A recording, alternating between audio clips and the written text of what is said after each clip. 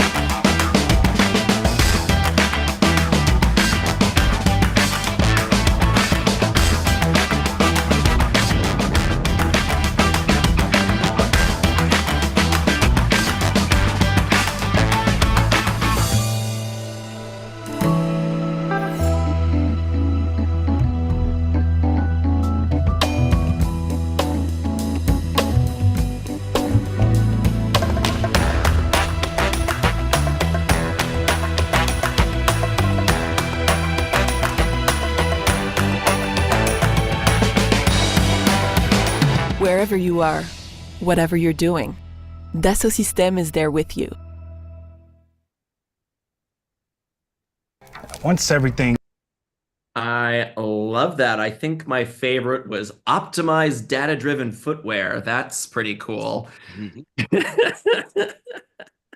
Very, very cool. It's a cool reminder to be like, oh yeah, right. Maybe this is your first time hearing about Dassault Systems, but they are in so many of the things we use every day, and also in some of the things that really make amazing, great things happen, from safer travel in your car to your airplane. So it's pretty incredible stuff.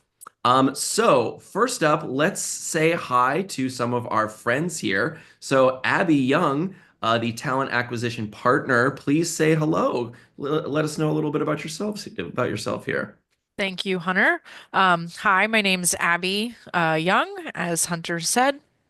Appreciate you all hopping on the call with us today. Really looking forward to talking more about Dassault and kind of who we are and where we're going. I've been with the company since 2018, so about 6 years, a little over 6 years. Crazy to think.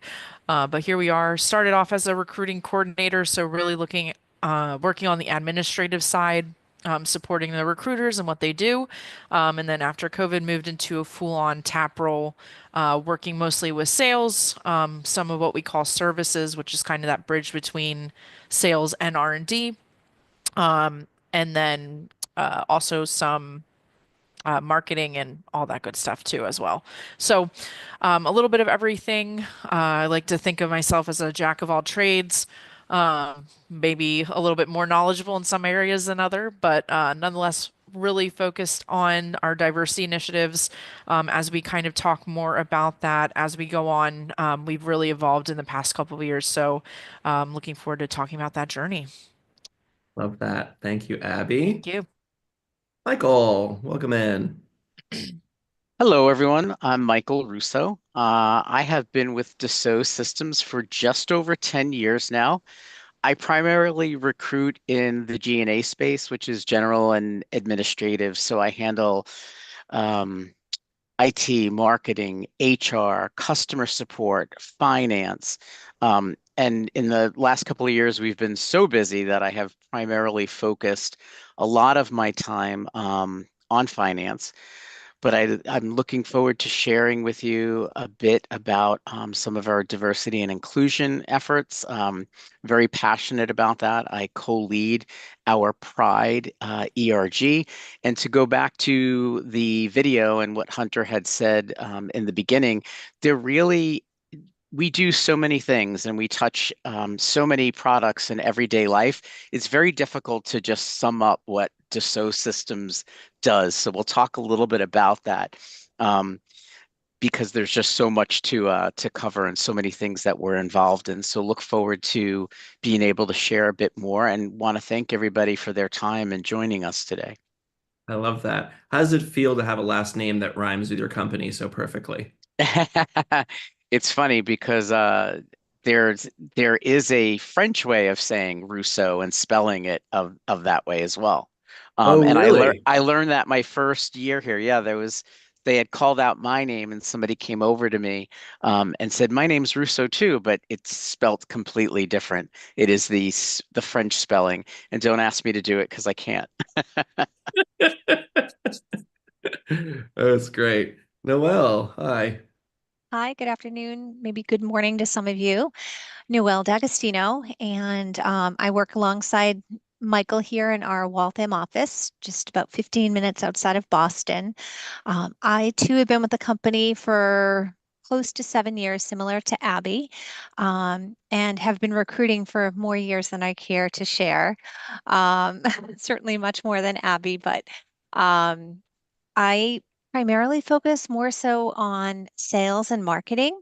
I've dabbled a little bit in services as well as G&A along with Michael. And I'm honored to be here today with Abby and Michael, who are really leading the charge with diversity within our organization. So, Awesome, awesome, awesome. Thank you.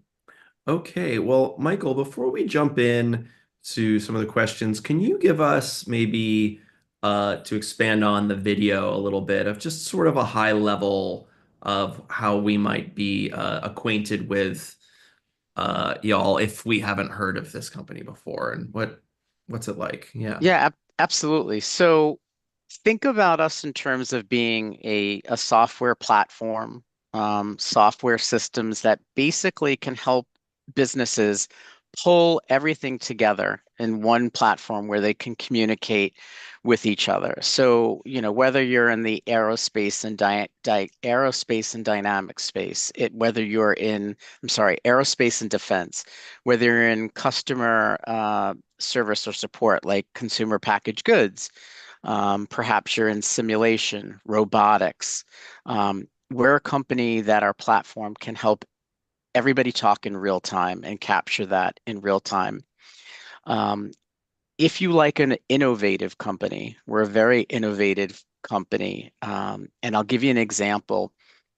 There's something called the Living Heart Project. And I would encourage anybody to look this up. What's really cool about it is they did a simulation where they did a 3D modeling of one man's heart. And they're using that in teaching environments now. But the ultimate goal would be if any one of us needed heart surgery, that they could do a modeling of our heart and the surgeon, he or she could navigate through that surgery before it's actually performed on one of us. It's really cutting edge technology. And that's just one of many, many examples, and to go to the complete other side or another extreme, you could be looking at consumer packaged goods where we're helping a company design how their shampoo bottle is going to be and what it's going to be like for the consumer to hold that shampoo bottle in their hand, how it's going to look on an end cap, in a store display. Um, you might have a company that's handling logistics and we're doing all the scheduling. Maybe Air Force controllers are using our software to do all the scheduling for air traffic flow. From another side of our business, SolidWorks, which is CAD design. Maybe they're looking at designing, wingspan for how we partner with Boeing, and maybe to see how that wingspan is going to go through a plane and work on is it Boeing 347? 747. 747. 747. My numbers are a little off today. Um, I know that's very general and I jumped around a bit, but that's the breadth of we do so many different things.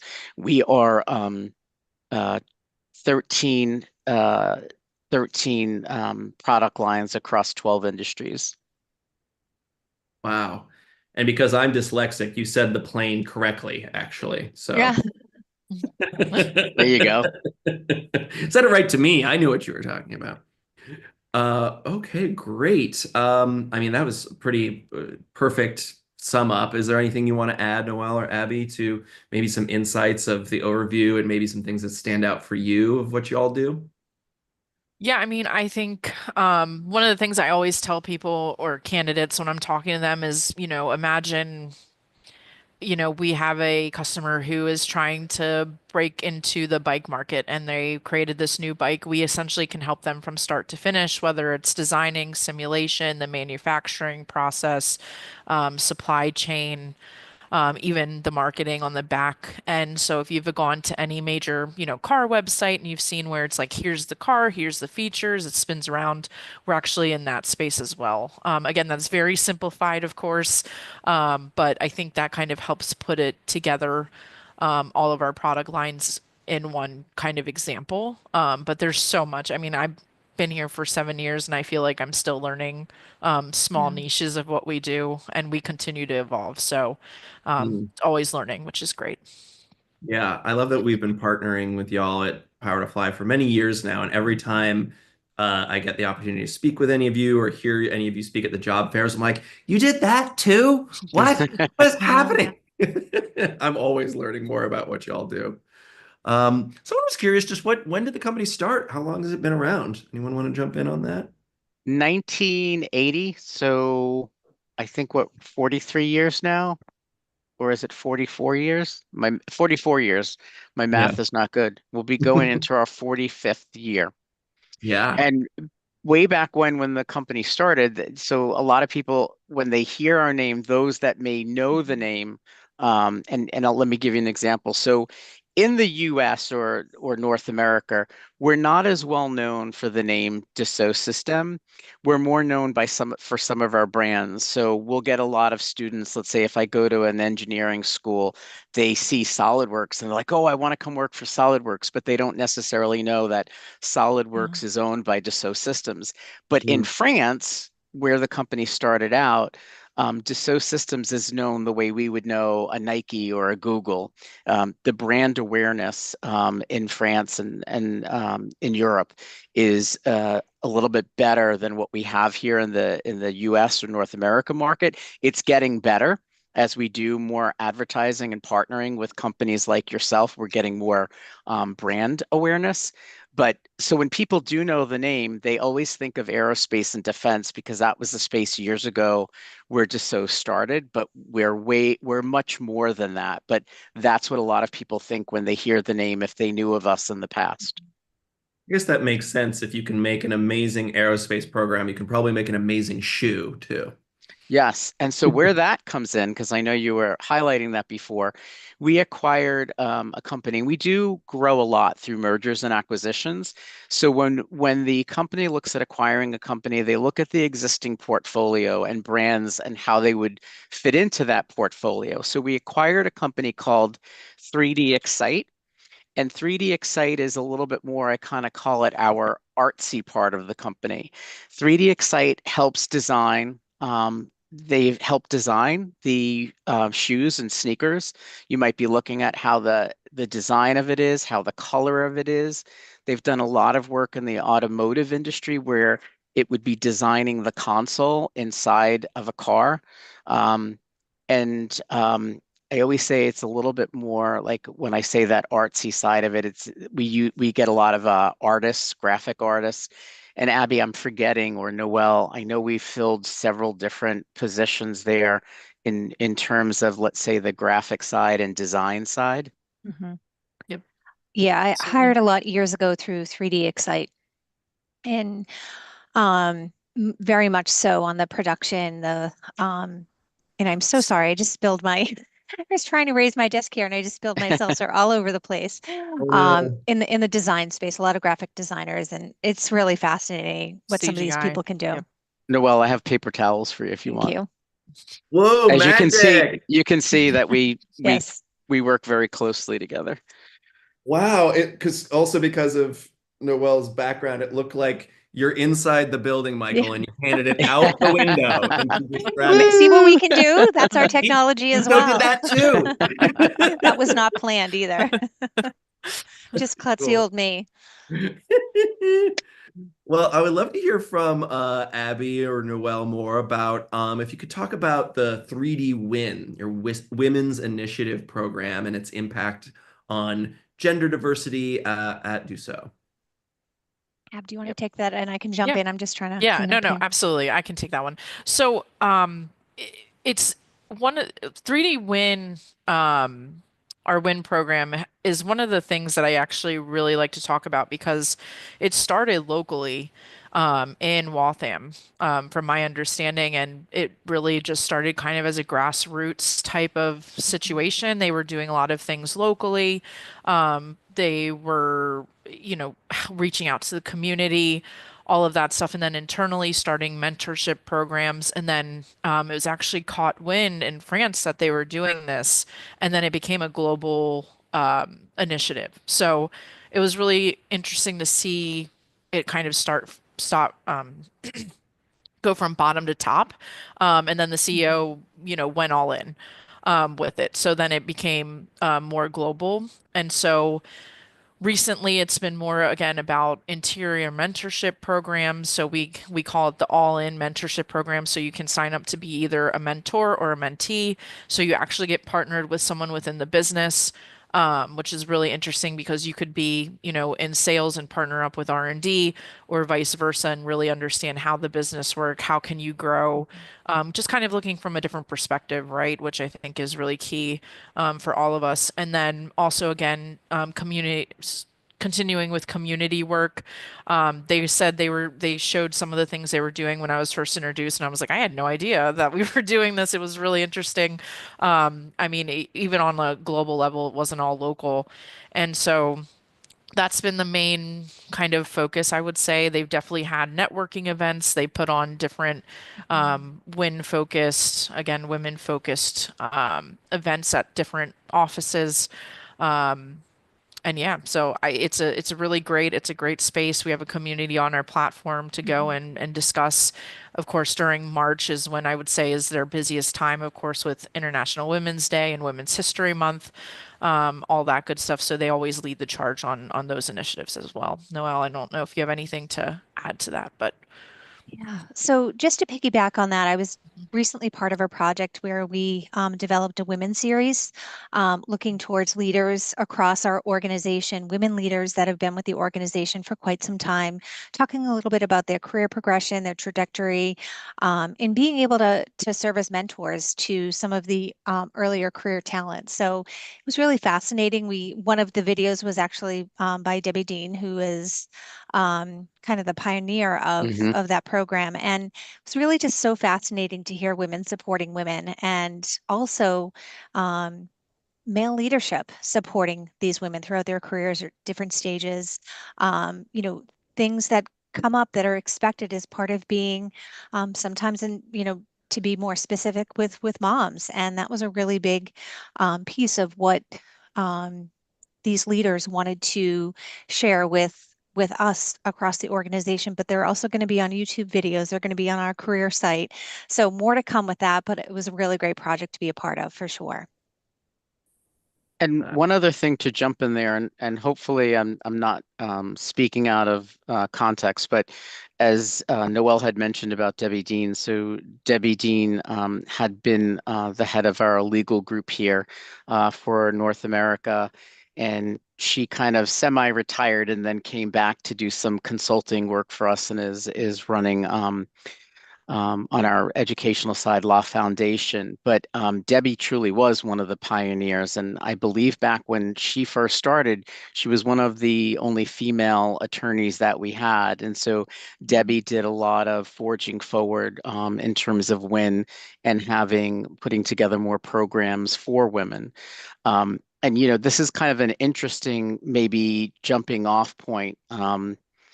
For everybody but Hunter when we were talking a little bit about the five pillars. So, being that we are French owned, and to go back again to when so many things have started at Dassault in terms of grassroots and the Pride group as well, which I'll talk a little bit about. But being that we're a French company, it's a little bit more focused in France in terms of gender, the male-female dynamic. It's not as focused as what we all have in North America or the US in terms of diversity.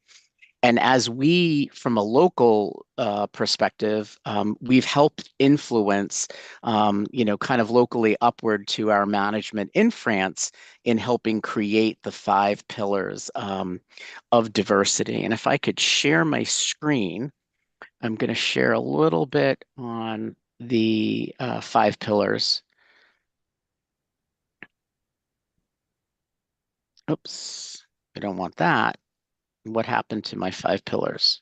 Hopefully, no trade secrets were just revealed, Yeah, Michael. right. Whoop. I know, right? Hopefully, no trade secrets. I'm going to apologize if I lost it. Did I lose it? No, you know what it is? When you get some things behind, I, let me stop sharing for 1 second. Yeah. Zoom makes And it very challenging okay, with all the here we things. go. You know what it is that when those controls are up, I can't always I have to shut the controls off to get to what's behind the controls. Exactly. We'll The, fix it in the, post. We'll edit it out later. the wizard behind the curtain. That's right. Can you see my screen now? We sure can. Yes. Okay, great. So, as I was saying, so from a lot of the grassroots efforts, we in the U.S. were working on looking at the different aspects of diversity, and so from a global perspective or corporate perspective, they came up with the five pillars of diversity. So, I'm just going to kind of go through these real quickly. So, we look at gender. And that's where we're looking at, the 3DS win. Um, we look at ability. And one of the things that I learned as I was learning more about this, um, it- you know, uh, not everybody is comfortable with, when we talk about different terms of saying disability. I've heard people talk about differently abled now, and that was something that I was not aware of. So as we raise awareness through the company, that was something that I learned. We talk about pride. I can probably speak a little bit more to that. And then we talk about identity. And then we also talk about generations. Um, And it's been really fun to be on some of the generation calls because, I think every group likes to taunt each other a little bit. And it's funny, I've caught myself saying things to maybe more of the earlier career generation, and they've said things to me about later careers, and they make fun of us not being very as tech savvy as they are. And Abby can attest to the fact that I'm not as tech savvy. Um, as some of the earlier career professionals. Um, but the nice part about what we've done is, we're really at a growing stage in terms of everything that we're doing diversity. It's an exciting time because we're growing, we're going upwards. Um, I think some companies would say that, we've got a lot of catching up to do. And I think as a member of the LGBTQ plus community, I would say to you, yes, we do. But also as part of the grassroots that was here for the start of Pride in this company, I can tell you that I see the progress being made and a lot of steps being taken. And that growth is slow, but the growth is happening. And I always say the only spot we're going now is upwards. Um, this past few months, the company did hire a diversity and inclusion officer from a global perspective that's going to be based out of France. And I'm really looking forward to each of the diversity pillars getting more attention. And what we have now is in our different geo markets, we have champion leads for each of the diversity pillars. And what the ultimate goal is for us to have global calls where all of the local markets diversity leads can talk with each other, and we can really enhance the programs and create more robust programs for all diversity across the board. But I'll take a moment just to talk a little bit about Pride, since that's kind of been one of my passions. Um, I think at this point it was probably about 8.5 years ago. A gentleman that was one of the leaders in our organization, director, had come to myself and another person that he knew was, openly gay or members of the LGBTQ plus community, and said, "Hey, if I start a pride group, would you do this with me? Would you join this?" And I was like, "If you start it, I'm absolutely there." And it was one of the first times for myself that I saw somebody in leadership who was so open and willing to put their foot forward to, create this group. And what was really cool about that is it just took one person not being fearful, one person to put their foot forward. And it started out about five of us having a brown bag lunch that then turned into 10, that then turned into kind of doing a charter to create an official ERG program, and then us getting local leadership, sponsored to take it to France and say, hey, this is now, a group that's coming out of Waltham, which then turned into not just Waltham, all of the US and LATAM getting together to now being a group that we meet, twice monthly on Zoom calls, and it's everybody in North America. So we call it Pride Americas. And it's really evolved from 8.5 years ago where there was nothing to now we have a lot of programs going on.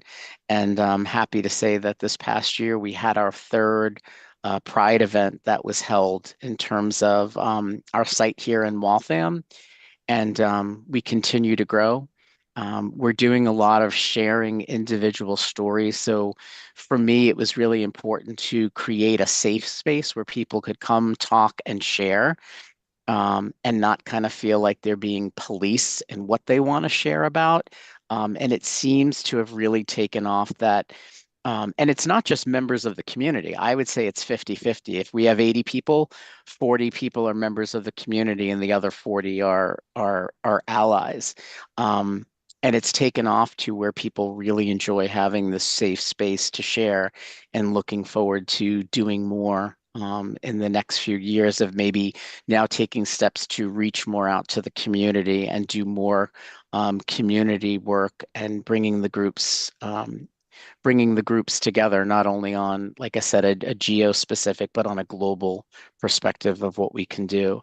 So I know that was very general, but it's one of the pillars that I feel like I could speak to a little bit better.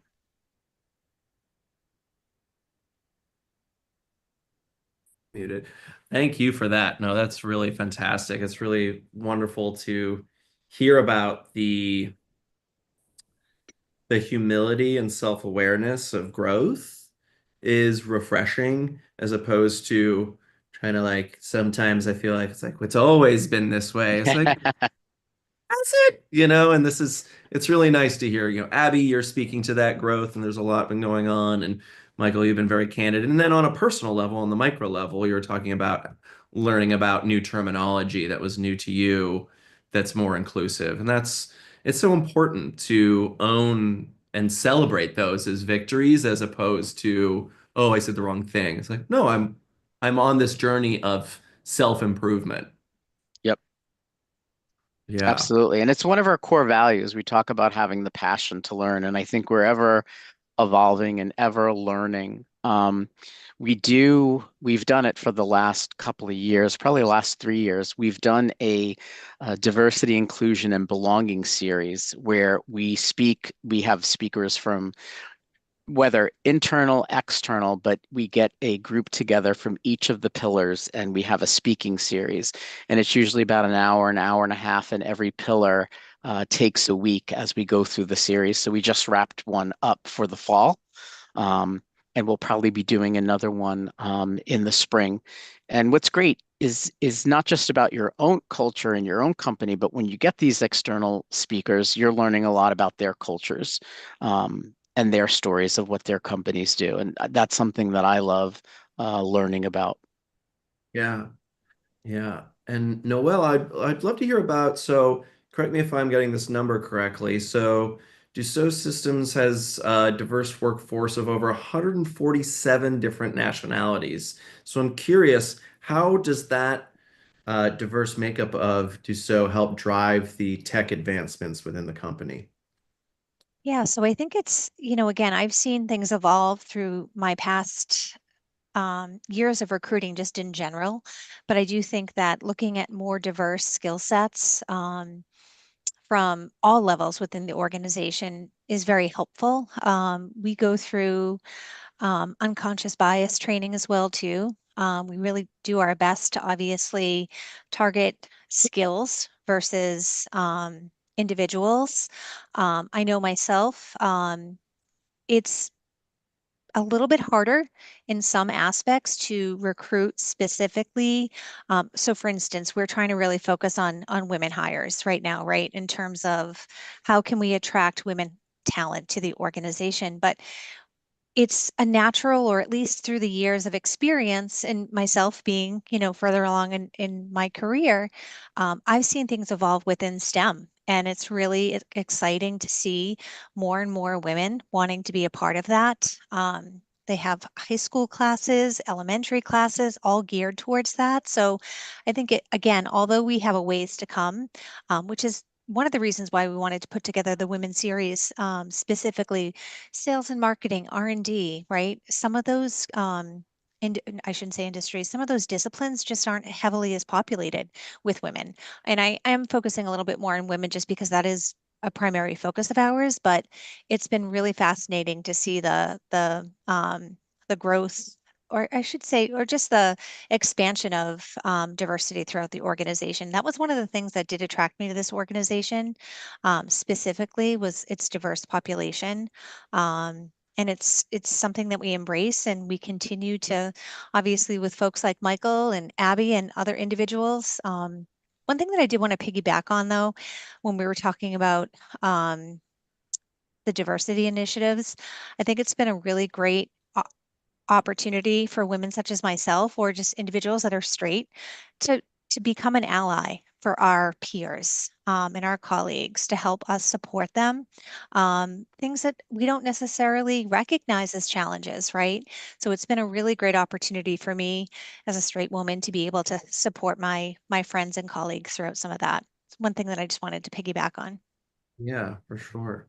Abby, anything you'd like to add on this? Yeah, so I mean, I think we all know there's data out there, right, that supports the fact that having a diverse workforce actually leads to more success. Hmm. And I think that's through obviously different perspectives. Because we are such a global company, we have, many different geos, whether it be Europe, Asia, India, the US, South America. We work with these colleagues pretty regularly. So Hmm. it's interesting to see just the different ways of working, the different lifestyles, how they approach Hmm. things. And I think, again, having those different perspectives and viewpoints and experiences, really do contribute to Hmm. seeing things in a different way, which is going to lead to more successful technology and thinking outside of the box, customizations of products for companies.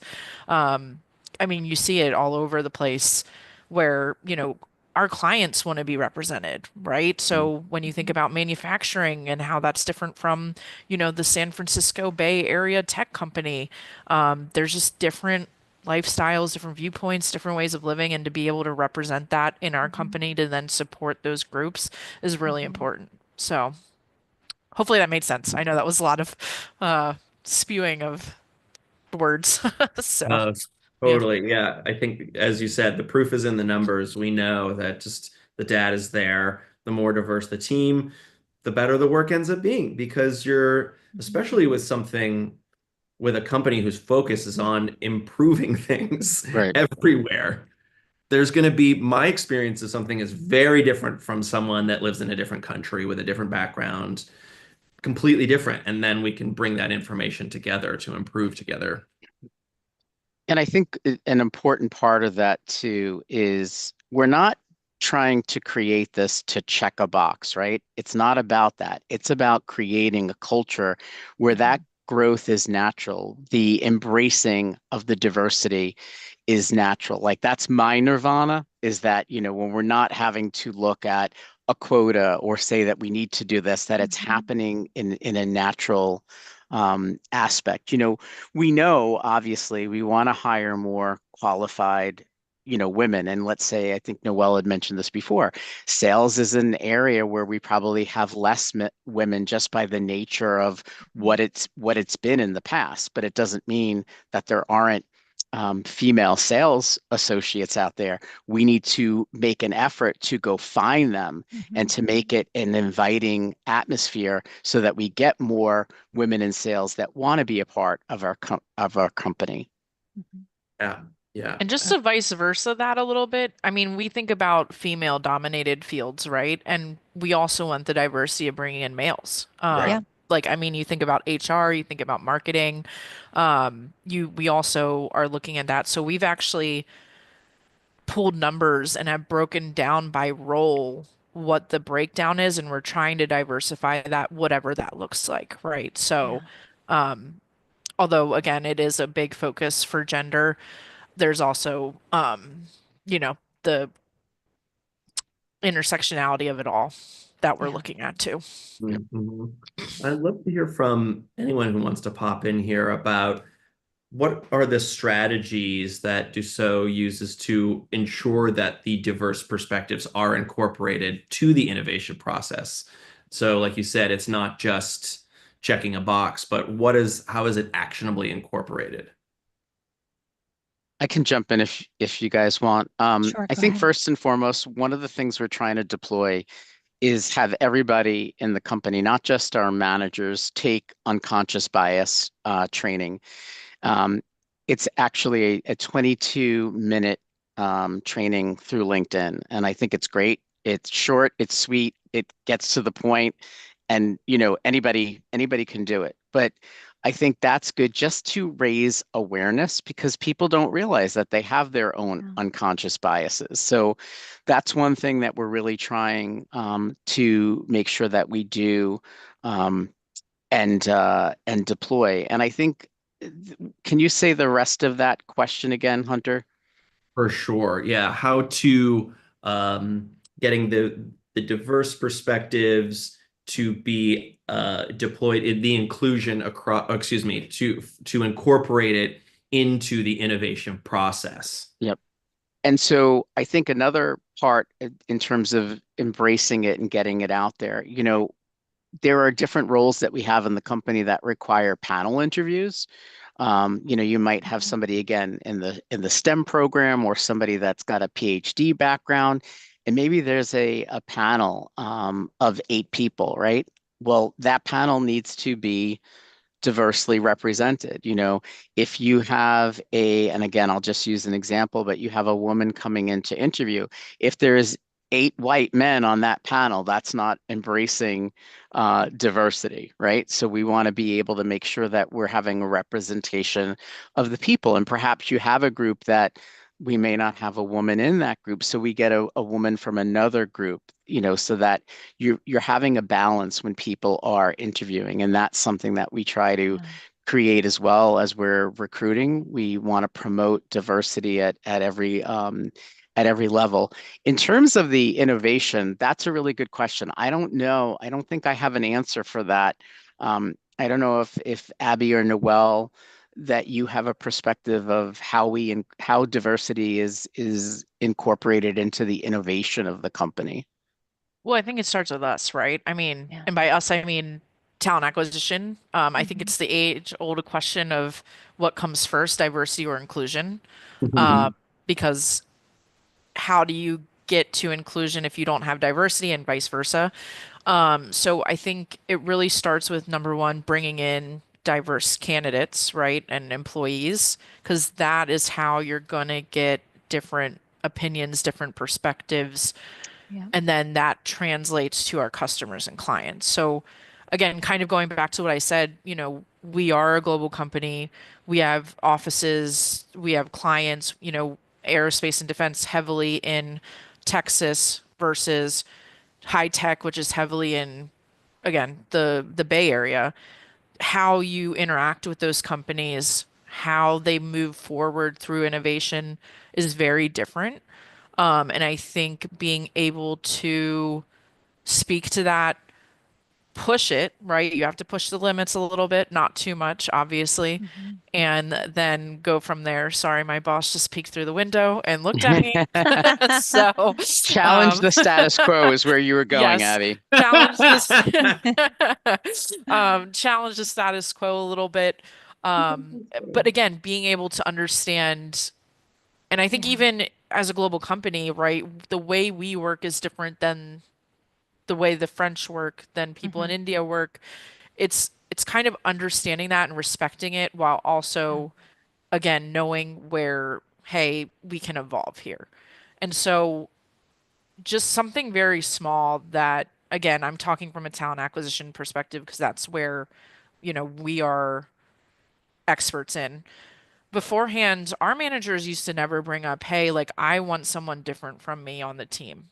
And Mhm. I've literally gotten that comment. I'd be like, I don't want the same person next to me. I want someone, you know, who will be able to push the envelope a little bit. And I've heard that from multiple managers in sales.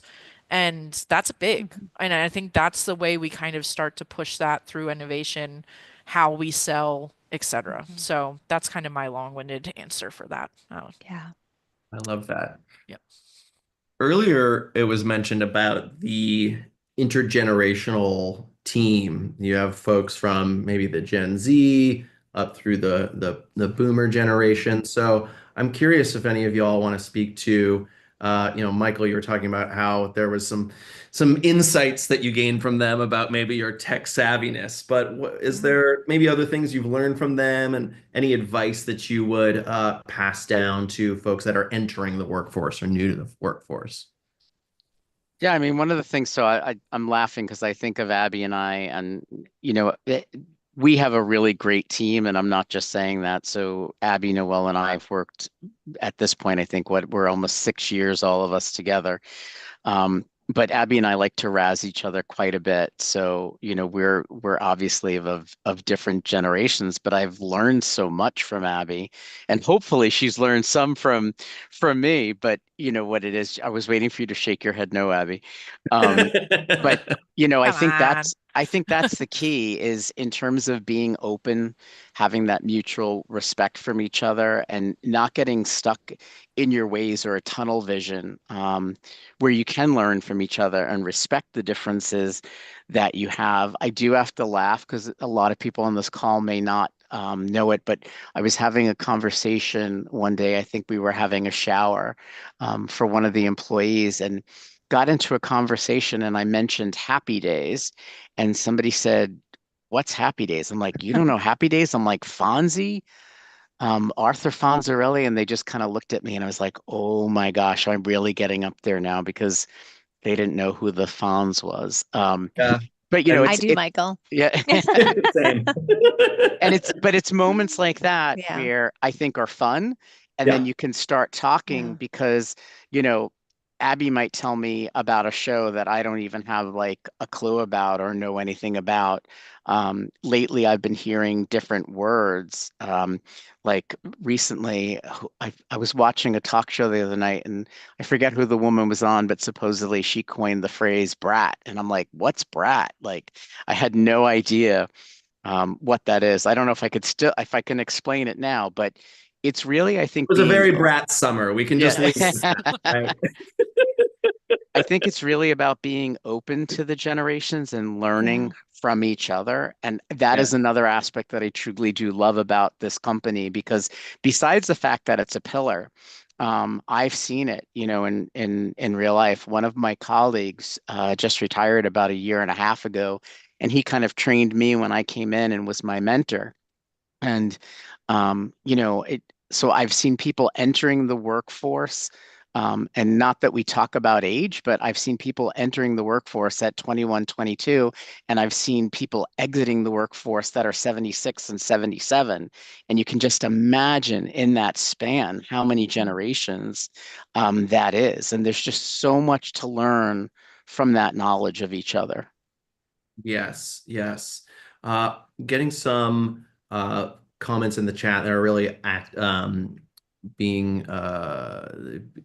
are really connecting to what we're speaking here. And I'm curious too, on the flip side of things, is there returnships? How is it working with the other folks that maybe have taken some time off and are coming back into the Yeah. workforce? Would any of you like to speak to that?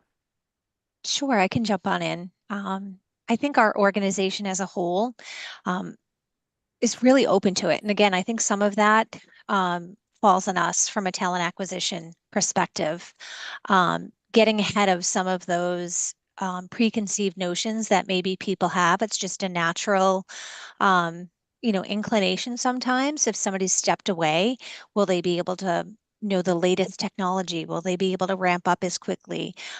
It's just part of, unfortunately, who we are as humans, right? To form those opinions. But I think one of the things that I've done, I am very mindful of that for the sheer fact that I took some time off to stay at home with my kids and then did re-enter the workforce. I started my career in recruiting in the agency world. And one of the things that really stood out to me was it was ingrained in my mind that if you're an agency recruiter, you would never be able to make that transition into corporate America. And I believed it for a period of time. I was drinking the Kool-Aid. It was one of those things that was shared with me and stuck with me. But I was really um, determined to make that transition. I was able to do that after taking some time off, transitioning into the corporate world. And I had somebody take a risk on me, and I will be forever grateful for that. So I do firmly believe in giving people second chances. You just don't know.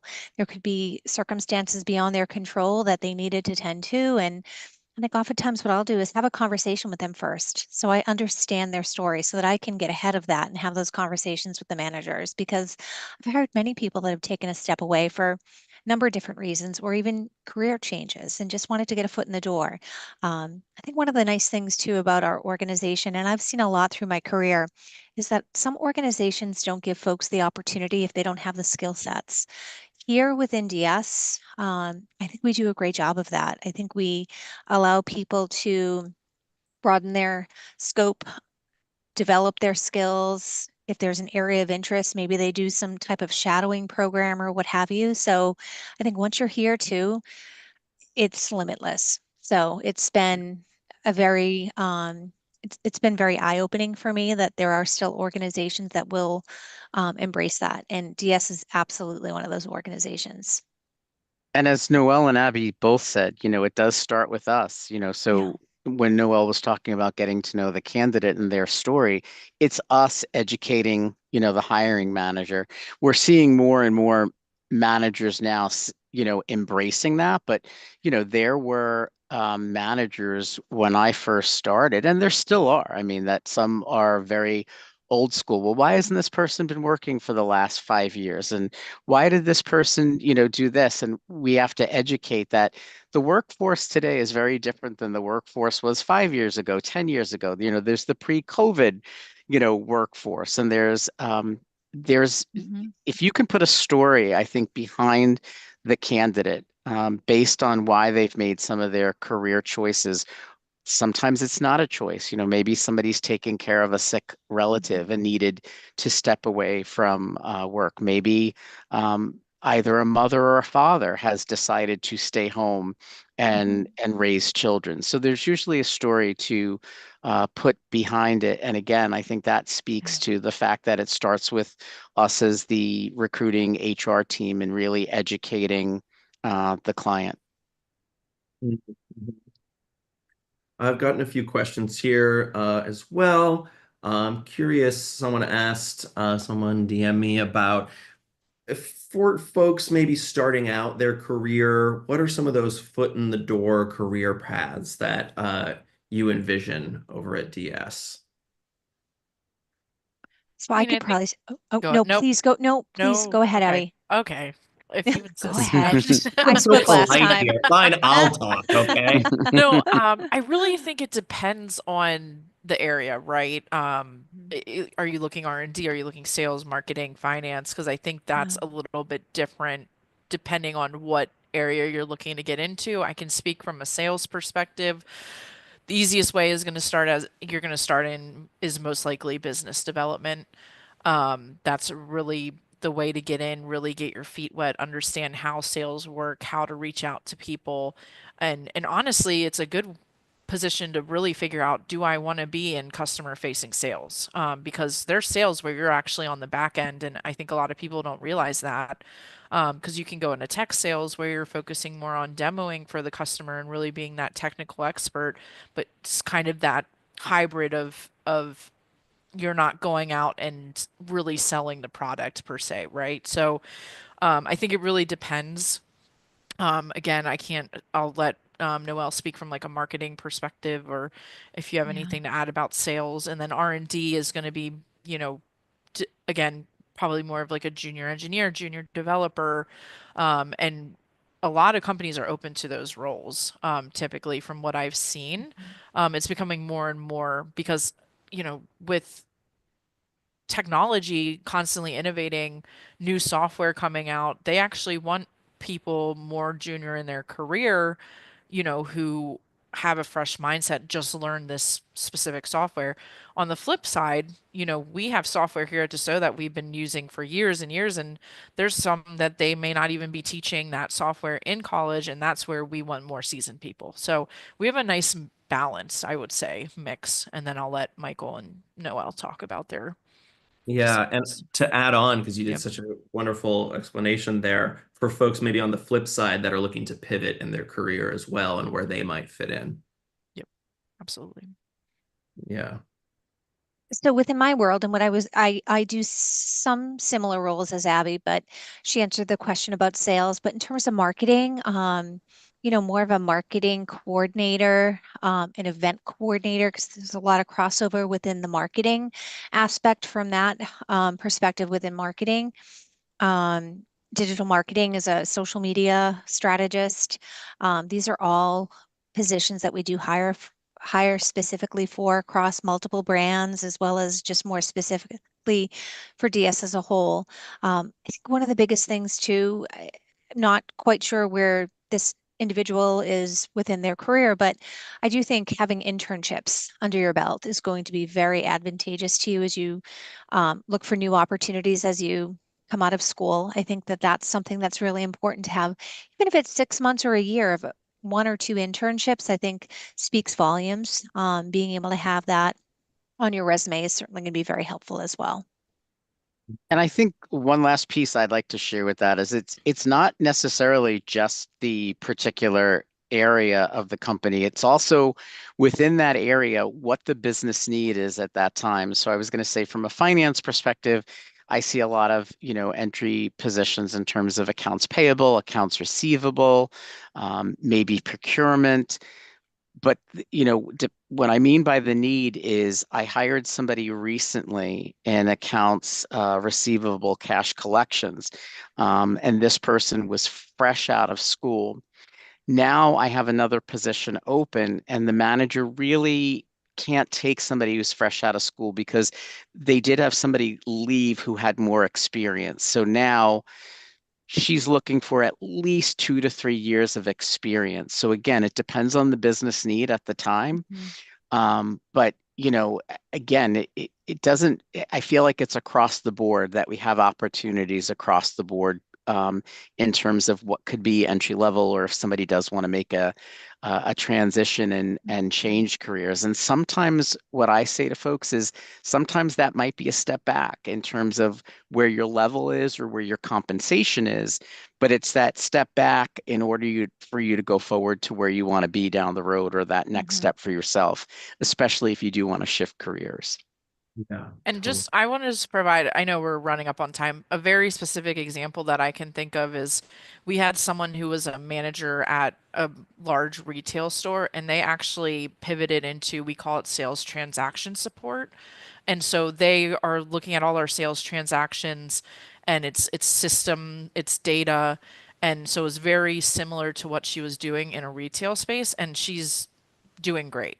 So it's challenging to pivot, but there's definitely opportunities there, especially if you just have to look at the transferable skills, and then you'll be able to kind of make that gap. Totally. I love actionable insights. So we're at time pretty much here. We're just going to wrap up. So we can do one question per person. We have three questions. We have three people. So it's perfect. So, Michael, how would you describe the culture in one word at DS? Innovative. Mm-hmm. Noelle, what's your favorite part about working at DS? The people, for Mm. sure. I don't know how much you want me to elaborate. I know we're up on time, but I would say the I people thought for she was sure. going to say me.